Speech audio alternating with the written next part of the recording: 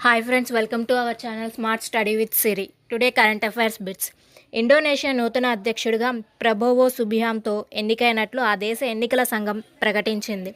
భారత సంతతికి చెందిన అమెరికా వ్యోమగామి సునీతా విలియమ్స్ మూడోసారి అంతరిక్షయానం చేయనున్నారు. సునీతా విలియమ్స్తో బర్ట్స్ విల్మోర్ కూడా వెళ్లనున్నారు.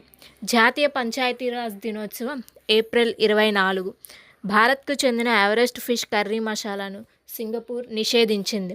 తాజాగా ఎవరెస్ట్తో పాటు ఎండిహెచ్ సాంబార్ మసాలాను హాంకాంగ్ నిషేధించింది. వీటిలో క్యాన్సర్ కారకాలున్నాయని హాంకాంగ్ ఆరోపించింది.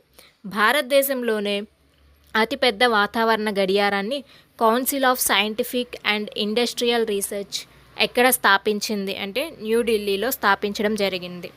Thank you friends for watching my videos. For more videos, please do like, share and subscribe our channel. Thank you.